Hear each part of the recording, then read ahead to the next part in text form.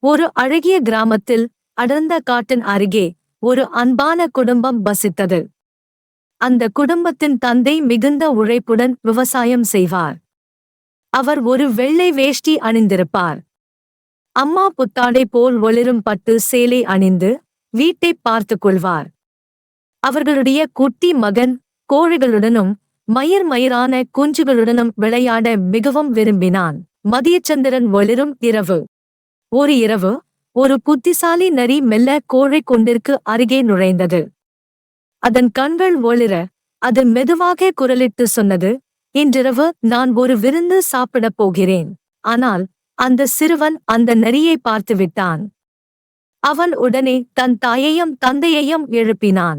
Tang பாங் டிங் டிங். தந்தை ஒரு பெரிய கம்பியால் அடிக்க, அம்மா சமைக்கும் பாத்திரத்தை மோத வைத்து ஓசை எழுப்ப, அந்த சிறுவன் மணி அடிக்க, பயந்த நரி அப்படியே காட்டுக்குள் ஓடிவிட்டது. அடுத்த காலை, கோழிகள் மகிழ்ச்சியுடன் காக் காக் என்று அழைத்தன.